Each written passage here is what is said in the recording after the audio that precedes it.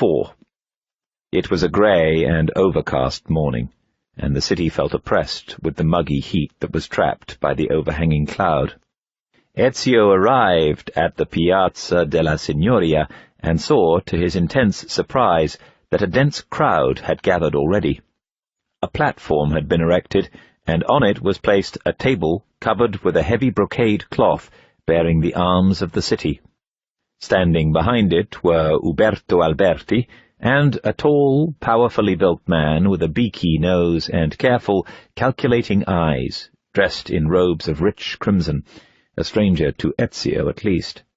But his attention was caught by the sight of the other occupants of the platform, his father and his brothers, all in chains. And just beyond them stood a tall construction with a heavy crossbeam from which 3 nooses were suspended. Ezio had arrived at the piazza in a mood of anxious optimism.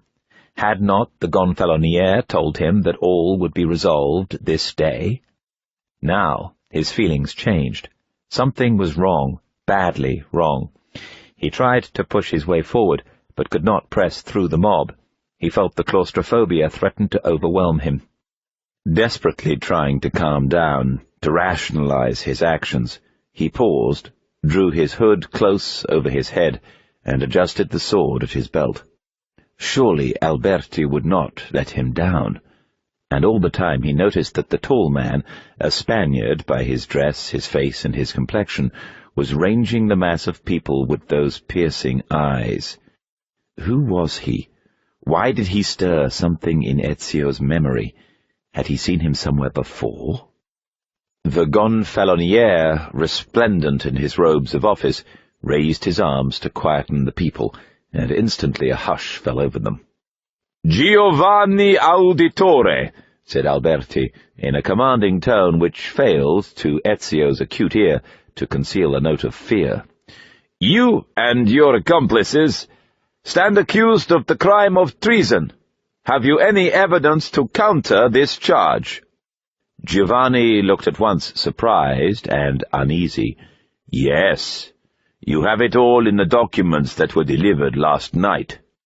But Alberti said, "I know of no such documents, Auditore." Ezio saw at once that this was a show trial, but he couldn't understand what looked like deep treachery on Alberti's part. He shouted, "It's a lie!" but his voice was drowned by the roar of the crowd. He struggled to get closer, shoving angry citizens aside, but there were too many of them, and he was trapped in their midst. Alberti was speaking again. "The evidence against you has been amassed and examined. It is irrefutable.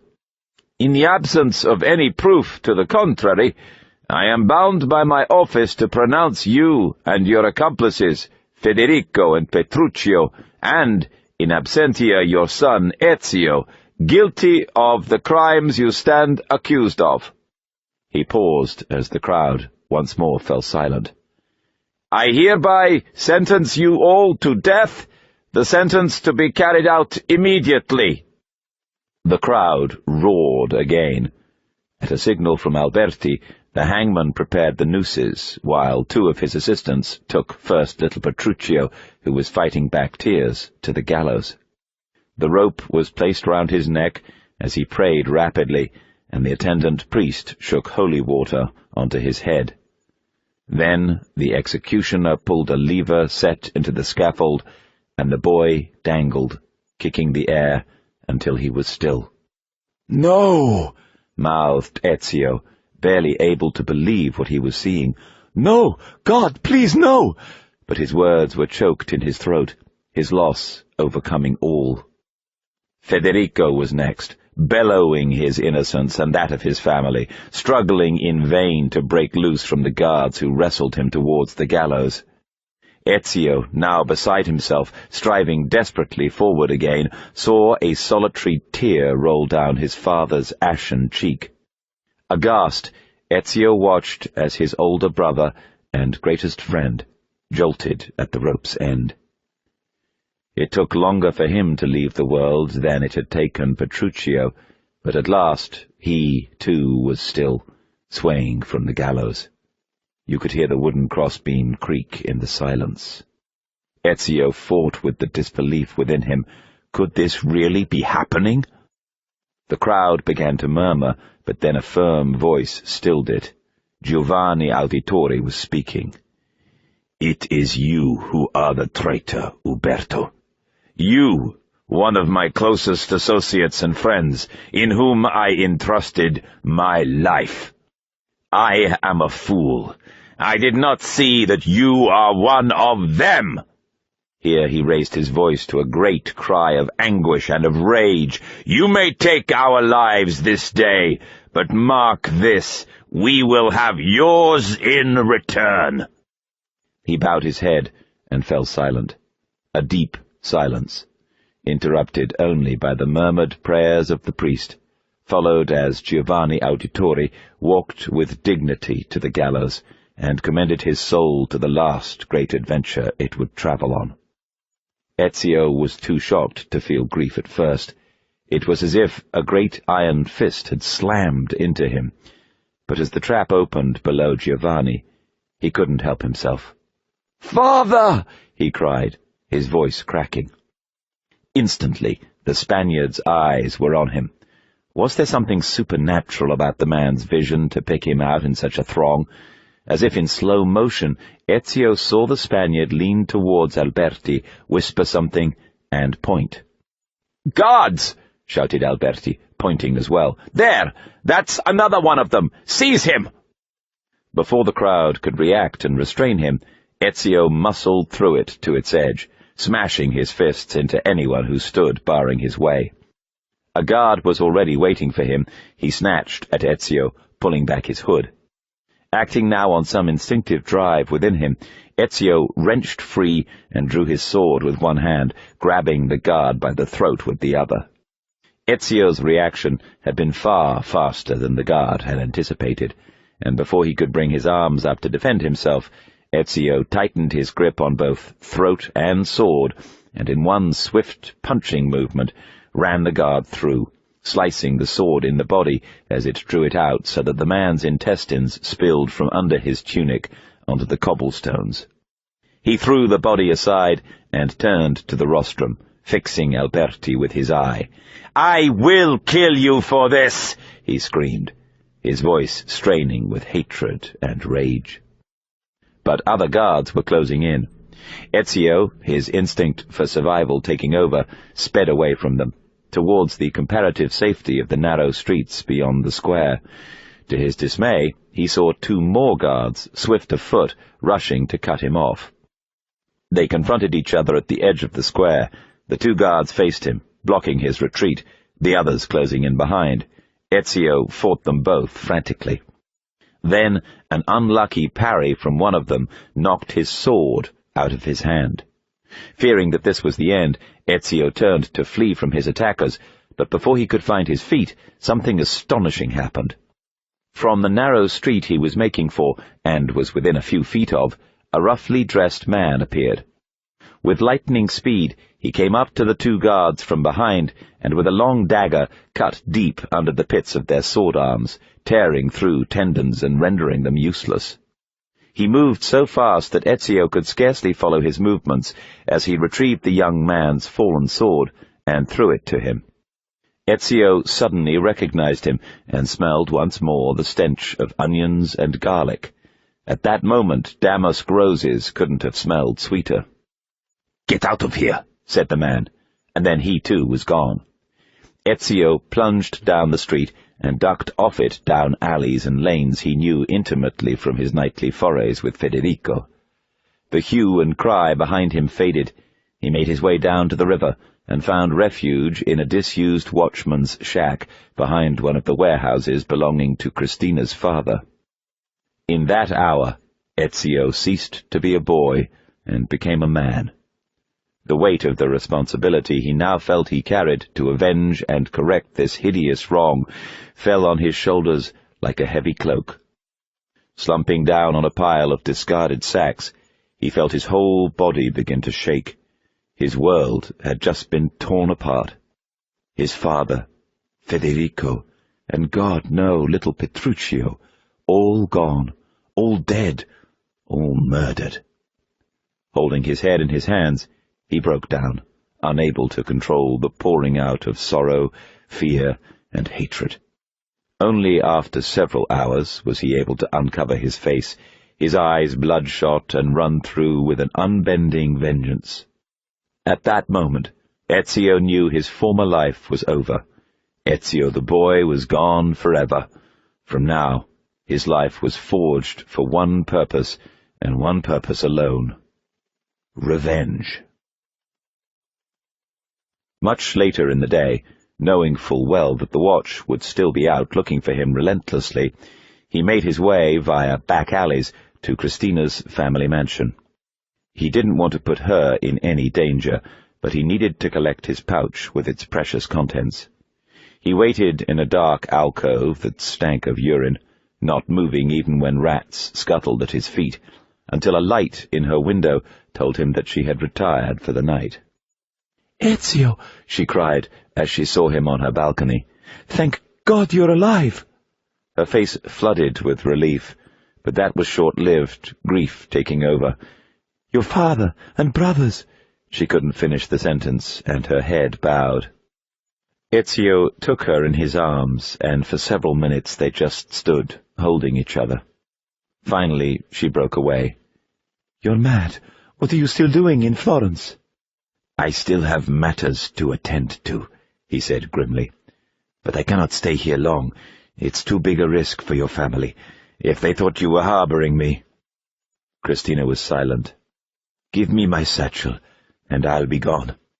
She fetched it for him, but before she gave it to him, said, "What about your family?" "That is my first duty, to bury my dead. I can't see them thrown into a lime pit like common criminals." "I know where they have taken them."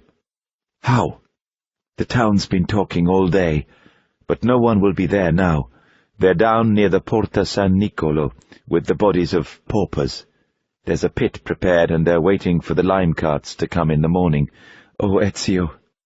Ezio spoke calmly, but grimly. "I must see to it that my father and my brothers have a fitting departure from this earth. I cannot offer them a requiem mass, but I can spare their bodies in dignity." "I'll come with you." "No. Do you realize what it would mean if you were caught with me?" Christina lowered her eyes. "I must see that my mother and sister are safe too, and I owe my family one more death." He hesitated. "Then I will leave, perhaps forever. The question is, will you come with me?" She drew back, and he could see a host of conflicting emotions in her eyes. Love was there, deep and lasting, but he had grown so much older than she since they had first held each other in their arms. She was still a girl. How could he expect her to make such a sacrifice? "I want to, Ezio. You don't know how much, but my family. It would kill my parents." Ezio looked at her gently. Though they were the same age, his recent experience had made him suddenly far more mature than she was. He had no family to depend on anymore, just responsibility and duty, and it was hard. "I was wrong to ask, and who knows, perhaps some day, when all this is behind us—" He put his hands to his neck, and from the folds of his collar withdrew a heavy silver pendant on a fine chain of gold. He took it off. The pendant bore a simple design, just the initial letter A of his family name. "I want you to have this. Take it, please." With trembling hands, she accepted it, crying softly. She looked down at it, then up at him, to thank him, to make some further excuse. But he was gone. On the south bank of the Arno, near the Porta San Nicolo, Ezio found the bleak place where the bodies were arranged next to a huge, gaping pit. 2 sorry-looking guards, raw recruits by the look of them, patrolled nearby, dragging their halberds as much as carrying them. The sight of their uniforms aroused Ezio's anger, and his first instinct was to kill them, but he had seen enough of death that day, and these were just country boys who'd stumbled into uniforms for want of anything better. It caught at his heart when he saw his father's and his brother's bodies lying near the edge of the pit, still with their nooses round their scorched necks. But he could see that once the guards fell asleep, as they surely would soon, he could carry the corpses to the river's edge, where he had prepared an open boat which he'd loaded with brushwood. It was about the 3rd hour, and the first faint light of dawn was already bleaching the eastern sky by the time he had completed his task. He stood alone on the riverbank, watching as the boat bearing his kinsmen's bodies, all aflame, drifted slowly with the current towards the sea. He watched until the light of the fire flickered away into the distance. He made his way back to the city. A hard resolve had overcome his grief. There was still much to do. But first he must rest. He returned to the watchman's shack and made himself as comfortable as he could. Some little sleep would not be denied, but even as he slept, Christina would not leave his thoughts or dreams. He knew the approximate whereabouts of the house of Annetta's sister, though he had never been there, or indeed met Paula. But Annetta had been his wet nurse, and he knew that if he could trust no one else, he could trust her. He wondered if she knew, as she must, of the fate that had befallen his father and brothers, and if so, whether she had told his mother and sister. He approached the house with great care, using an indirect route, and covering the distance where he could by running at a crouch over rooftops in order to avoid the busy streets where, he was sure, Uberto Alberti would have his men searching. Ezio could not rid himself of the thought of Alberti's treachery. What faction had his father referred to on the gallows? What could induce Alberti to bring about the death of one of his closest allies? Paola's house lay in a street just north of the cathedral, Ezio knew. But when he got there, he didn't know which it was. There were few signs hanging from the fronts of the buildings here to identify them, and he could not afford to loiter in case he was recognized. He was about to depart when he saw Annetta herself coming from the direction of the Piazza San Lorenzo. Pulling his hood down so that his face was shadowed, he made his way to meet her, making himself walk at a normal pace, trying as best he could to blend in with his fellow citizens as they went about their business. He passed Annetta herself, and was gratified that she did not give any sign that she had noticed him. A few yards on, he doubled back and fell into step just behind her. Annetta.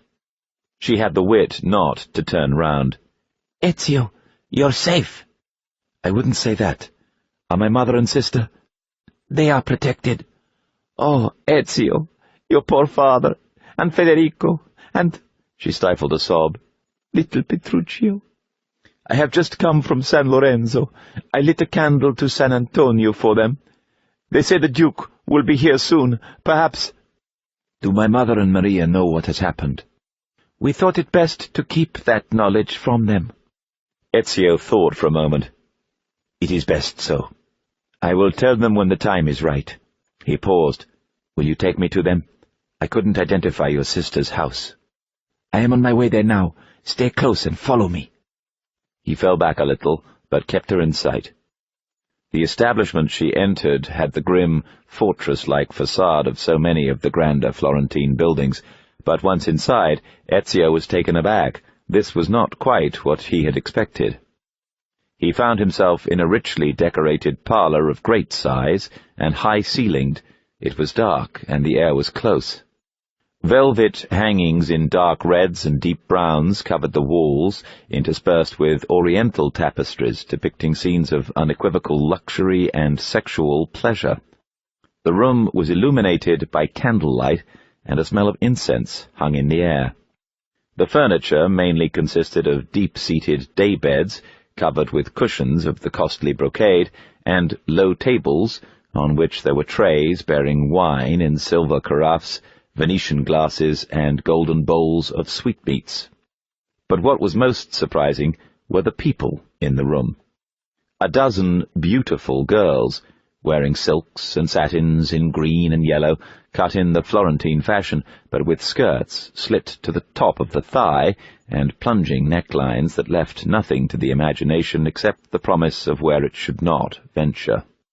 Around 3 walls of the room, Beneath the hangings and tapestries, a number of doors could be seen. Ezio looked round, in a sense not knowing where to look. "Are you sure this is the right place?" he asked Annetta. "Ma certo, and here is my sister to greet us." An elegant woman, who must have been in her late 30s, but looked 10 years younger, as beautiful as any principessa, and better dressed than most, was coming towards them from the centre of the room. There was a veiled sadness in her eyes that somehow increased the sexual charge she transmitted, and Ezio, for all else that was on his mind, found himself stirred. She extended her long-fingered, bejewelled hand to him. "It is a pleasure to make your acquaintance, Messer Auditore." She looked at him appraisingly. "Annetta speaks quite highly of you, and now I can see why." Ezio, blushing despite himself, replied, "I appreciate the kind words, Madonna. Please call me Paula." Ezio bowed. "I cannot sufficiently express my gratitude to you for extending your protection to my mother and sister, Paula. It was the least I could do. Are they here? May I see them?" "They are not here. This would be no place for them, and some of my clients are highly placed in the city's governance. Is this place, then, forgive me, but is it what I think it is?" Paula laughed. "Of course. But I hope it is rather different from those stews down by the docks. It is really too early for business, but we like to be ready. There's always the chance of the occasional caller on his way to the office. Your timing is perfect. Where is my mother? Where is Claudia?" "They are safe, Ezio, but it's too risky to take you to see them now, and we mustn't compromise their security." She drew him to a sofa and sat down with him. Annetta, meanwhile, disappeared into the bowels of the house on some business of her own. "I think it will be best," Paula continued, "for you to leave Florence with them at the earliest opportunity. But you must rest first. You must gather your strength, for you have a long and arduous road ahead of you. Perhaps you'd like—" "You are kind, Paula," he interrupted her gently, "and you are right in what you suggest. But just now I cannot stay." "Why? Where are you going?" During their conversation, Ezio had been growing even calmer as all his racing thoughts came crashing together. At last he found himself able to shrug off his shock and his fear, for he had come to a decision and found a purpose, both of which he knew were irrevocable. "I am going to kill Uberto Alberti," he said. Paula looked worried. "I understand your desire for vengeance, but the Gonfaloniere is a powerful man, and you're not a natural killer, Ezio." "Fate is making me one," he thought, but he said as politely as he could, "Spare me the lecture," for he was bent on his mission. Paula ignored him and completed her sentence. "But I can make you one." Ezio fought down suspicion. "And why would you want to teach me how to kill?" She shook her head. "In order to teach you how to survive." "I'm not sure that I need any training from you." She smiled. "I know how you feel. But please, allow me to hone the skills I am sure you have naturally. Think of my teaching as an extra weapon in your armory." She started his training that very day, recruiting those girls who were off-duty and trusted house servants to help her. In the high-walled garden behind the house, she organized 20 of her people into 5 groups of 4. They then started to mill around the garden, crisscrossing each other, talking and laughing, some of the girls casting bold looks on Ezio and smiling. Ezio, who still carried his precious pouch at his side, was immune to their charms. "Now," Paula told him, "discretion is paramount in my profession. We must be able to walk the streets freely, seen but unseen. You too must learn properly how to blend in like us, and become one with the city's crowds." Ezio was about to protest, but she held up her hand. "I know. Annetta tells me you do not acquit yourself badly, but You have more to learn than you know. I want you to pick a group and try to blend in with them. I don't want to be able to pick you out. Remember what almost happened to you at the execution." These harsh words stung Ezio, but the task didn't appear to him that difficult, provided he used his discretion. Still, under her unforgiving eye, he found it harder than he'd expected. He would jostle clumsily against someone or trip up, sometimes causing the girls or the male servants in his selected group to scatter from him, leaving him exposed.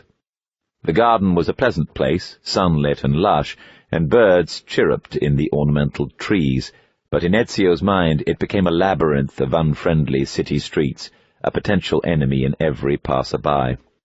And always he was nettled by Paola's unremitting criticism. "Careful," she would say. "You can't go charging in like that. Show my girls some respect. Tread carefully when you're near them. How do you plan to blend in with people if you're busy knocking them around?" "Oh, Ezio, I expected better from you." But at last, on the third day, the biting comments grew fewer, and on the morning of the fourth he was able to pass right under Paola's nose without her batting an eyelid. Indeed, after 15 minutes without saying a word, Paola called out, "All right, Ezio, I give up. Where are you?" Pleased with himself, he emerged from a group of girls, himself the very model of one of the young male house servants. Paola smiled and clapped her hands, and the others joined in the applause. But the work didn't end there. "Now that you have learned to blend into a crowd," Paola told him on the morning of the following day, "I am going to show you how to use your newfound skill in order to steal." Ezio balked at this, but Paola explained, "It is an essential survival skill which you may need on your journey. A man is nothing without money, and you may not always be in a position to earn it honestly. I know you would never take anything from anyone who could not afford to lose it, or from a friend. Think of it as a blade in a penknife, which you seldom use, though it's good to know it's there." Learning how to pick pockets was a lot harder. He would sidle up to a girl successfully enough, but as soon as his hand closed on the purse at her girdle, she would scream, "Al ladro!" and flee from him. When he first managed to draw some coins out successfully, he stayed where he was for a moment, triumphant, then felt a heavy hand on his shoulder. "Ti arresto," said the manservant, who was playing the role of a city watchman, grinning. But Paola did not smile. "Once you've stolen from someone, Ezio," she said, "you mustn't linger." He was learning faster now, though, and was beginning to appreciate the need to acquire the skills he was being taught, as necessary for the successful accomplishment of his mission. Once he had successfully fleeced 10 girls, the last 5 without even Paola noticing, she announced that the tutorial was at an end. "Back to work, girls," she said. "Playtime's over." "Do we have to?" the girls murmured reluctantly as they took their leave of Ezio. "He's so cute, so innocent." But Paola was adamant. She walked with him alone in the garden. As always, he kept one hand on his pouch. "Now that you've learned how to approach the enemy," she said, "we need to find you a suitable weapon, something far more subtle than a sword." "Well, but what would you have me use?" "Why, you already have the answer." And she produced the broken blade and bracer which Ezio had taken from his father's strong box, and which even now he believed to be safely stowed in his pouch. Shocked, he opened it and rummaged. They were indeed gone. "Paola, how the devil—" Paola laughed. "Did I get them? By using the same skills I've just taught you. But there's another little lesson for you. Now you know how to pick a pocket successfully, you must also learn to be on the guard against people with the same skill." Ezio looked gloomily at the broken blade which she'd returned to him with the bracer. "There's some kind of mechanism that goes with them. None of this is exactly in working condition," he said. "Ah," she said, "true, but I think you already know Messer Leonardo." "Da Vinci?" Yes, I met him just before—" He broke off, forcing himself not to dwell on the painful memory. "But how can a painter be of any help to me with this?" "He's a lot more than just a painter. Take him to pieces. You'll see." Ezio, seeing the sense of what she was telling him, nodded his agreement, then said, "Before I go, may I ask you one last question?" "Of course. Why have you given your aid so readily to me, a stranger?" Paula gave him a sad smile. By way of an answer, she drew up one of the sleeves of her robe, revealing a pale, delicate forearm, whose beauty was marred by the ugly, long, dark scars which crisscrossed it. Ezio looked and knew. At some time in her life, this lady had been tortured. "I, too, have known betrayal," Paula said. And Ezio recognized without hesitation that he had met a kindred spirit.